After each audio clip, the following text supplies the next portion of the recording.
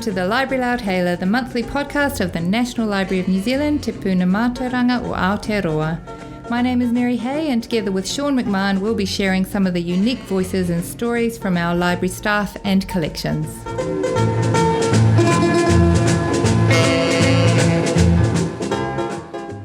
Today Mary is talking with Barbara Lyon, the recently retired ephemera curator from the Alexander Turnbull Library. This interview was recorded earlier this year, but the broadcast has been delayed due to the COVID-19 lockdown.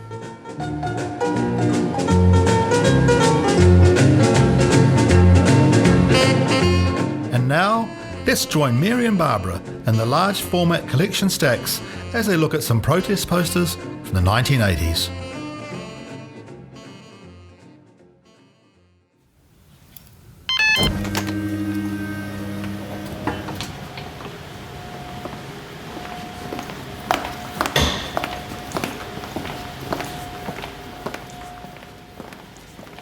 I'm with Barbara Lyon, curator of the Ephemera Collection at the Alexander Turnbull Library. Now, what are we looking at here, Barbara? What have you chosen from the Ephemera Collection to share with us? What I've chosen is something that's fairly recent in terms of the Ephemera Collection. It's from 1985. It's a protest poster, and it's called "For a Nuclear Free and Independent Pacific." It was printed in Australia, actually, by an artist called Mark Denton of the Red Letter Press. But it's the most glorious poster. It's over a metre wide. It's got a horizontal orientation. And it shows a map of the Pacific Ocean absolutely teeming with fish and other sea creatures. And what the poster is proposing is a particular zone which includes New Zealand, all the Pacific Islands, the Philippines and Japan, and it's suggesting a nuclear-free zone in that area. And where would this poster, what was the point of the poster? What would have been done with it? Well, it was a protest poster, and so typical of a lot of things that were coming out in the 1970s and 1980s when people really started the trend of using posters to make their point, their protest point. But this would have actually been part of a tradition of printmakers in Australia, in Melbourne, near Melbourne.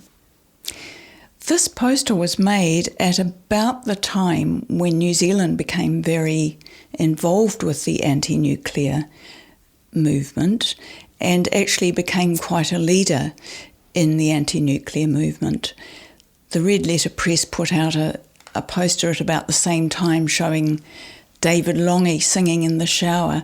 It's a kind of anti-American protest. If you recall, David Longy was involved in the Oxford Union debate where he championed the cause of non-nuclear testing in the Pacific.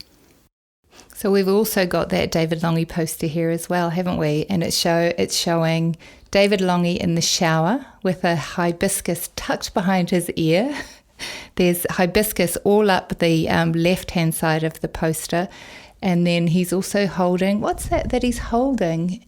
He's holding a shampoo bottle that's got a top on it with Ronald Reagan's head, and it's called Ron Shampoo, I think,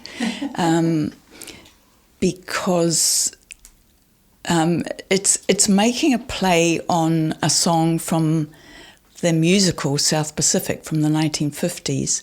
And so David Longy is singing a song from that musical, "I'm going to wash that man right out of my hair." Ah. So it's the idea of getting rid of the Americans out of the South Pacific? Is that what was happening here? I think so, yes. Well, I think that at this time we kind of blotted our copybook as far as ANZUS was concerned. And so, because of the nuclear question, and we were left out of agreements with Australia and the US after that for some years. So these two posters are like a pair, are they? Were they around the same time? The poster They were around the same time and produced by the same printing press, and they've both got hibiscus on them. And yes, they probably were a pair to some extent, and there may have been others in the same series. They're not the same format, of course. One is horizontal orientation and one's portrait orientation. So at the time that they were made, where would they have been used or hung? I imagine they would have been made in quite limited quantities because of the richness of the materials used, and they're quite large. So I don't imagine that they would have been hung in the streets necessarily. They're not that sort of thing you can just slap up in the street. Yeah. Well, they are part of a big tradition of protest posters from the 1980s, but also we've got a strong collection of anti-nuclear posters from that era. These would be some of the more beautiful and beautifully produced ones. As you can imagine, there are some that get put up by small fly-by-night groups that are quite roughly made, because there was really, from the 1970s onwards, it became much cheaper just to manufacture your own posters and get them put up around town. I'm really interested in understanding what is ephemera and what's the function of ephemera. Yes. Okay, well, when we're talking about protest posters in the Ephemera Collection, that just illustrates one of the quite exciting aspects of the Ephemera Collection.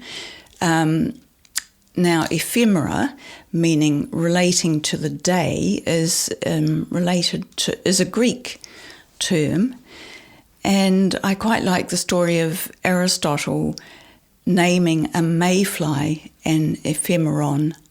Now, a mayfly lives for just one day, and within that day it's got to carry out the purpose for which it was created. So ephemera is somewhat similar in that it's produced just to have an effect at the time and then is usually disposed of. But luckily the library has kept quite a lot of material that's made for that purpose.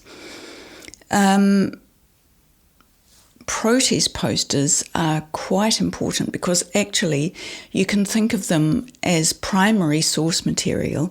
They actually played a part in the formation of the history of our country. So they're active, played an active role. In some ways they're a witness to things that were going on as well. Yeah, that's really, really useful way to understand it. I think you've also talked about how you've got the archaeological midden. Can you talk a bit more about that? When I first started in the Ephemera Collection, that's the way I thought of it, first of all, was that it's all rubbish that's been thrown away. And so in that way, it's quite like an archaeological midden where archaeologists can go in and look at the rubbish that people have thrown away to get a reflection of what the society was really like. So the Ephemera Collection is a wee bit like that. And so you can dig through, you can have a look through restaurant menus or greeting cards or tickets, show programs, and all that sort of thing, and just get some idea of the minutiae of what was going on in everyday life. One of the things I quite liked from about 10 years ago, I remember, was a map of a supermarket, and it was a guide to show people how to get around the supermarket.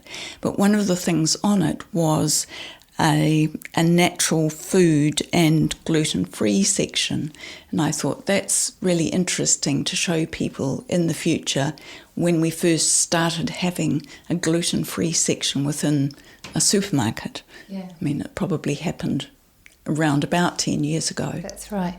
And also, I think with a midden, you can see what people were actually like, not what they wanted you to think they were like.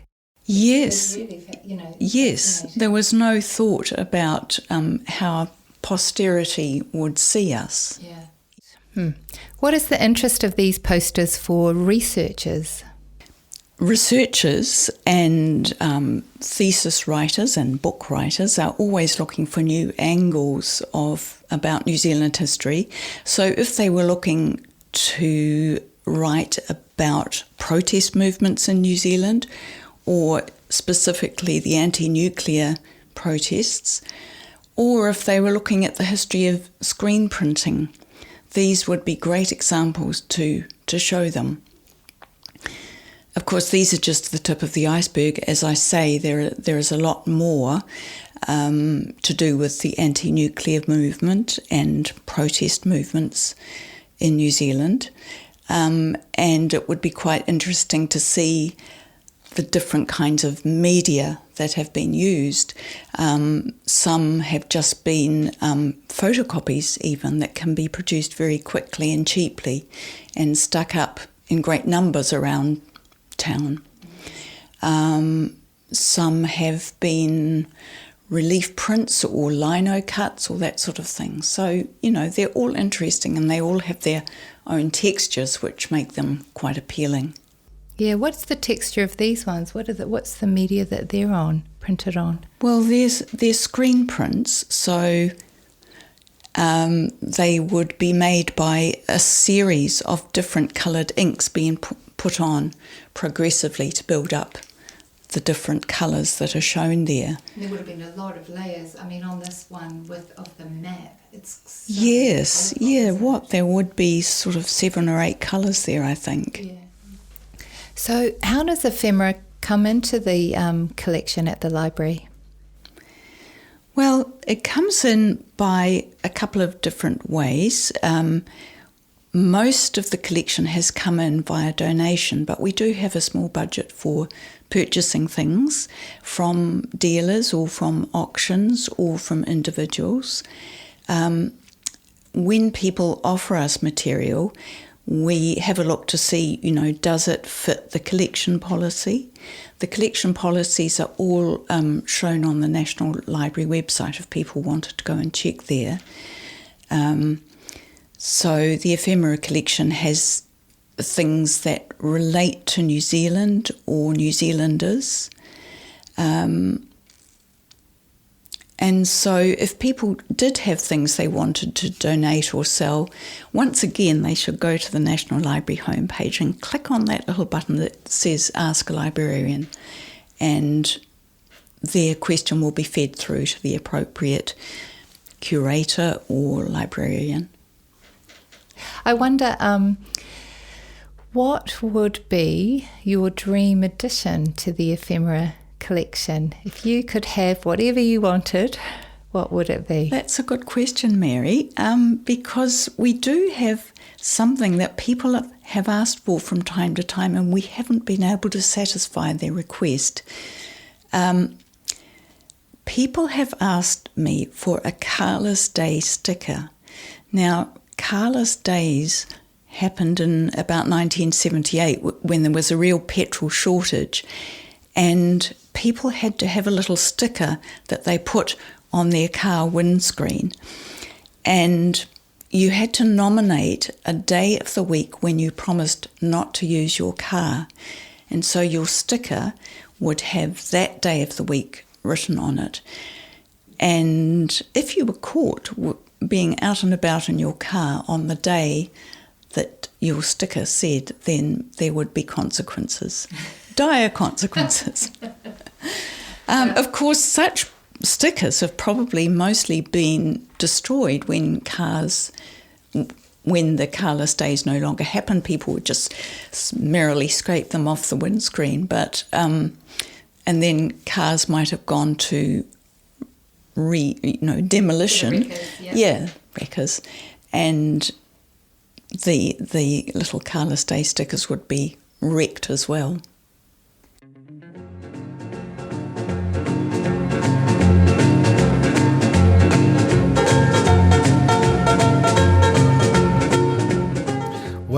That's it for another episode of the Library Loudhailer. Thank you to Barbara for enlightening us all on the wonderful world of ephemera. We all wish you a happy retirement. A shout out to our sound engineer Jay Busenberg, our producer Aaron Wanoa, and to you, our wonderful audience. Join us again next month for more audio stories from the library. You can find details for each episode on our show notes on the National Library website. And remember, if you have a Carless Day sticker at home, we'd love to hear from you and include it in our collection.